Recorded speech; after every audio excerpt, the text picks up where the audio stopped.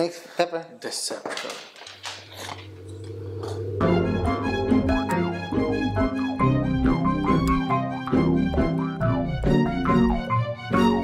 Have you seen Gone Girl? No, I haven't. No. You should. But you said I shouldn't. It's that good. I'm gonna be spoiled if I see Yeah, it. if you watch it, you'll be spoiled. So beware of watching it. Beware of spoilers. But you both should watch it. You haven't seen it yet. It's a No. very good movie. Ben Affleck is an excellent actor, but Is a it a- debater, Is it even? Is it a feminist movie? not so much. It's really, yeah. I did think it was a feminist movie. But it's not. I mean, it depends on how you see it. I mean, you Okay. could read. So there are females in it. So it's Females play a very important role. Of Okay. course, it's about Is that the fine? Amazing Amy. Anyway, what we're talking about is not Gone Girl, which you all should watch. But But Ben Affleck. Ben Affleck and his not being as good a debater as he is an actor, because he is not a debater. Although he is a liberal, which is why he was very much moved during one of the Bill Maher episodes. Here's a link to it. And we just watched it. What are your impressions on it? Being the first time. I saw it. Yeah. I think they were talking about different things, and it's a common question about criticizing a belief and the believers. And I think Ben Affleck has a hard time separating the criticism of a belief from the criticism of believers. Ben Affleck sure was rattled, He he was mad. let it He go. was mad. He was Batman. totally. he was going all no. Batman wouldn't have been Batman cool. I mean, he would have been cooler than that. As Sam Harris pointed out, he had a rebuttal article. Do the magic. Very good article. You should definitely read it Yeah. in case you haven't. He pointed out that even he was surprised that Affleck was very hostile. from The get-go. animosity. Yeah. Wait, was he brought into that show to talk about No. that specific topic? That was the thing. According to the post of Sam Harris, the segment was a protected segment. I mean, it was supposed to be between Bill Maher, Sam Harris, and I think Christoph. Yeah. Just the three of them. Ben Affleck spoke about maybe the movie Gone Girl before that. Yeah. And he kept on interjecting, kept on interrupting rudely. You could see it on his face, like he was like distressed. Like this issue Yeah, is well, obviously- something was being talked about that he disagreed with Yeah, very yeah. strongly, so he had to Yeah. say something about it. So yeah, it's interesting seeing liberals argue this way.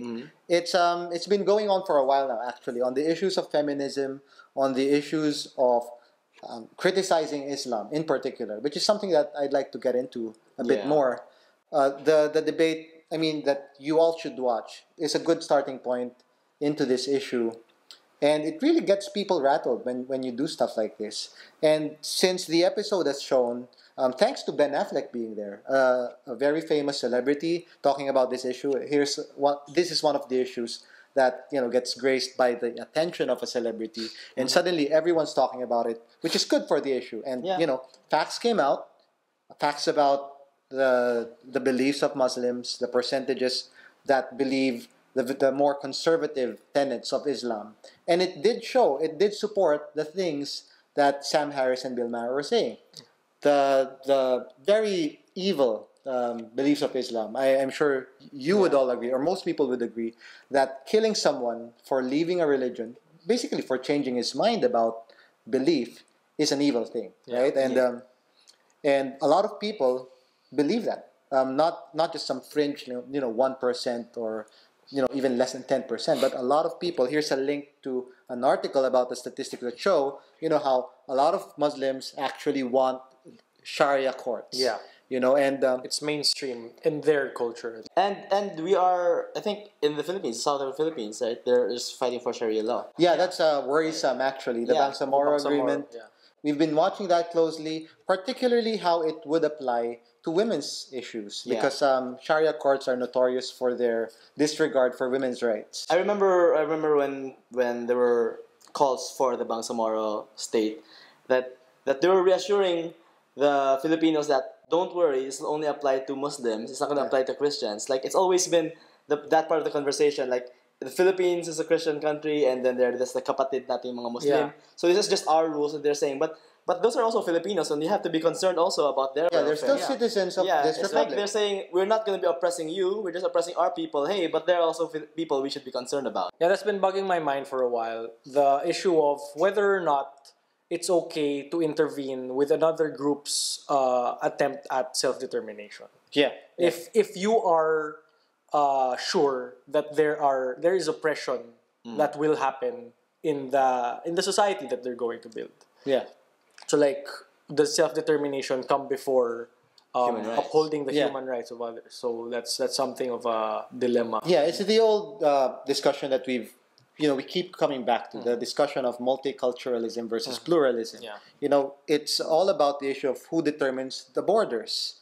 Like the Muslims as a group, their leaders might say, the Philippines as a whole is oppressing us because it's not letting us Yeah. do this kind of thing. But what if there was a smaller group within that Muslim group that says, this bigger Muslim group isn't letting us do our own thing? So, and Would they so be on. gracious enough Yeah, to let them them experience the same freedom have that they their were given? own Yeah. mini Bangsamoro Yeah. agreement within the Yeah. the southern part of the country, and eventually it would scale down to every Individual. single individual Yeah, they have having their their own human rights. Right. that So are- it should always follow that the individual's human rights should always trump any community's set of rules that infringes on the human rights. But I want to bring this back to the The Ben debate. Affleck debate, Yeah. because I think it ties into another debate that happened.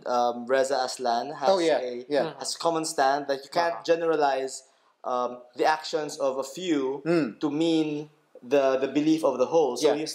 he was saying that Muslim countries should not be treated as Muslim countries, but it's a problem not specifically about the religion, Yeah. but about the state. So it goes back to what Ben Affleck was saying, that the actions of a few members of this religion should not dictate what this religion is, their entire religion is about, because there are moderates. And Yeah. the debate went a little towards how much are moderate, and like what Yeah. exactly defines the religion. Actually, Reza Aslan, if you're new to the statements of this person, Wait, no. A link to the video can be found here. I have a link now. Okay. Of Okay, of the Reza Aslan. Reza Aslan's Yeah. comment about So the many Burma. links. I need a link. okay, there you go. There's actually another link about an article showing how a lot of what Reza Aslan says are patent lies. Right. Yeah. The They're- information he's supposed They're to give out. half truths. They're out. No, not even half truths. They're outright lies. But he is a scholar, and Of so religion, people yeah. take what he says for granted. But a lot of the things he says can actually be like disproven with a bit of research. Yeah, just the facts. Same as Ben Affleck, but Ben Affleck, nobody really listens to what he says, especially if he says it that way. I mean, the way that he did. But Reza Aslan is a very respectable sounding person. He's always calm. He's always he seems like he really knows his stuff. Yeah. But as the link shows, he does not. And that's the thing. Even liberals are not immune to the backfire effect or to fallacies or Yeah, to yeah. to believing the kinds of facts that would prove what they already believe. Yeah. Which, if you're a free thinker, not all liberals are free thinkers apparently. That's true. You follow the truth where it leads. Yeah. I mean, even if it disagrees with what you believe, you should stick to the facts. Yeah. So as far as this issue goes, I'm seeing a lot of emotions from a lot of people. They really lose their heads. They forget to even check the facts before making statements, and it leads them to Ben Afflecking. Yeah. That's a thing now. Ben Affleck. Yeah. Wanna point out that the debate highlights the importance of discussion in general, and how nobody wants to be called a bigot or a racist. Yeah, And what all of these backfire statements are doing is silencing people Yeah. who have legitimate points to bring up, like, hey, these are statistics. We should be concerned. Yeah. And ultimately, like they say that, okay, you can't judge a group by the actions of a few, but how far can we judge people for their beliefs? That's a question that I'd like to raise, because we're all aware belief drives actions. Yes. Right? And we want people around us to have healthy beliefs that make them thrive and make the communities around them thrive. It's it's important to have these discussions so that these beliefs are unarmed before they explode. Like, for example, the rise of dictatorships. Yeah. Diba? The simple willingness of people to follow instructions. Yeah. If it's presented by a legitimate seeming authority. Yeah. There's an experiment here. Sorry for all the links. Yeah. This shows how people are very shock, the one with the shock. I can't remember the name, but yeah, it's a very famous psychological experiment that shows common people are willing to hurt others just because an authority told them to. Yeah, even nicer people, actually, I think it was that nicer people are more Nicer. Tend to be more obedient.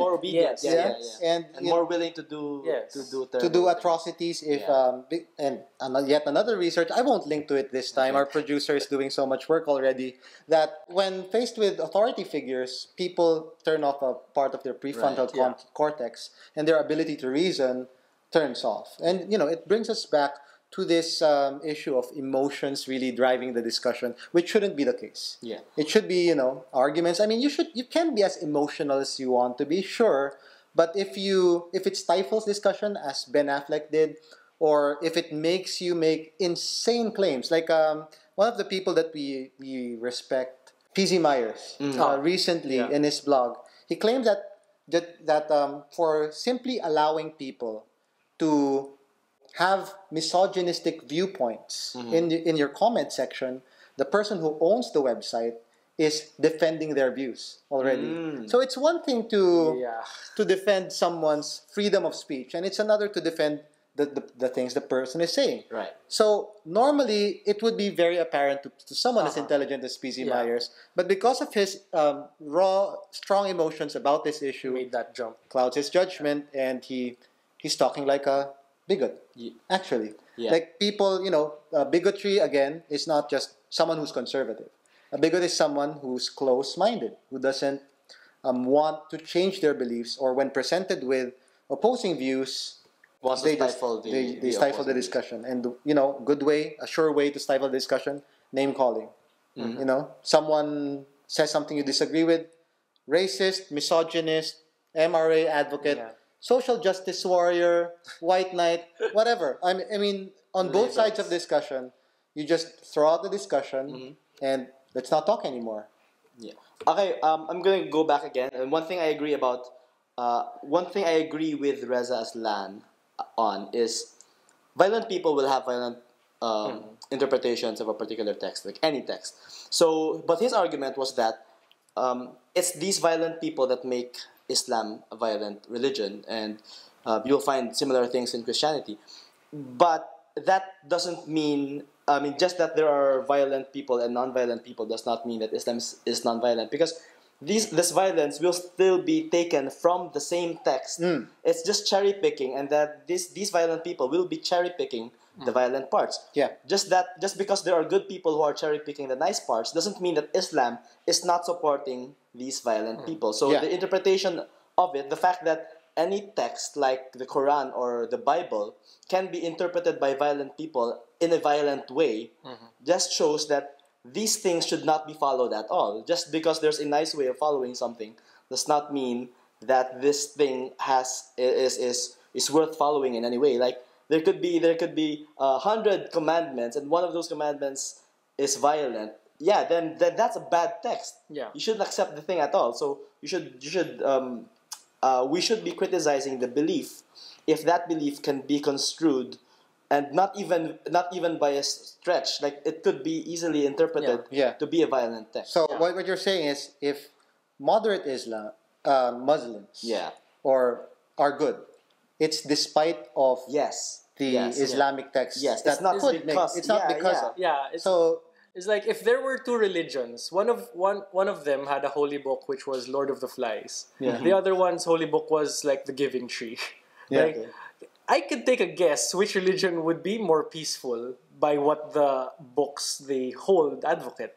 Because sure, everything's up to interpretation, but let's not go way down into that statement that nothing in texts can be generally violent or generally peaceful. Okay, and let's not fall into the trap of binaries here, or of just having two sides. There are many, Right. Yeah. infinite points in that spectrum, Yeah. and there are people who are critical of Muslims just for being Muslim, Right. Yeah. not just because of the stuff they believe. I mean, Yeah. for the color of their skin, there are racists. Yes. Okay, and there are people who go too far in criticizing Islam. Even like they would share these quotations that are not even supported by any of the Islamic texts. They Right. exaggerate them for effect. So there are people like that, and on the other side, of course, there are people who do not criticize Islam at all and say it's a perfect, peaceful religion. There are points in the middle that Yeah. are probably more true than either of the extreme ends. And before we forget, something that the people in the Bill Maher episode failed to mention is that criticizing Islam isn't racism because Islam isn't a race. Yeah. Yes. I mean that's simple enough to know, but it bears repeating because people mistake criticism of Islam for racism. I think it's related to racism is prejudice, right? Right. And not because you could be prejudiced against anyone who believes in the tenets of Islam, but prejudice in one case and prejudice in another does not make the two prejudices equivalent. I'm just concerned with the usage of words. Right. I mean, racism is a word that means a particular thing, and there's a different word for someone who just has prejudice for someone because of what they believe. Let me talk about the point of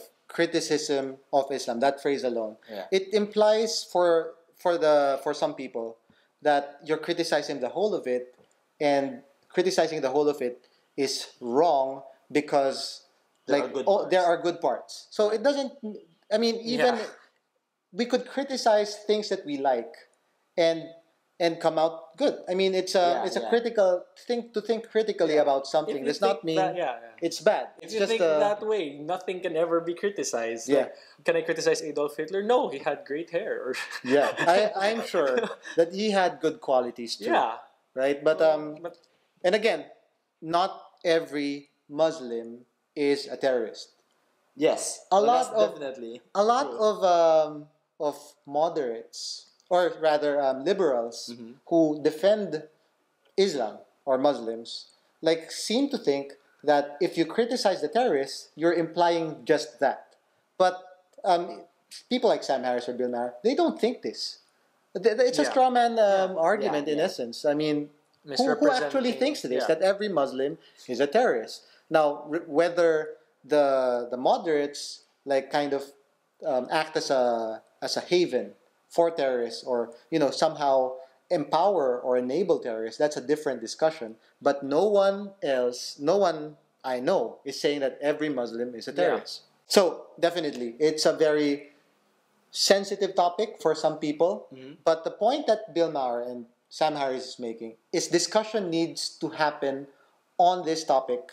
Right. Because lately, I mean, the people who should be speaking out against it are not. Right. The people who should be speaking out against ISIS, against the violence that has happened for so many years, because of the amount of importance that some Muslims put on their religious beliefs, even if it tramples on the human rights of others.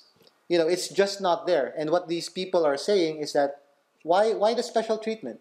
And of course, Bill Maher was quite blunt in saying, because it acts like the mafia. It's the Yeah. only religion that would actually kill you for drawing the wrong picture or writing the wrong book Yeah. or saying the wrong thing.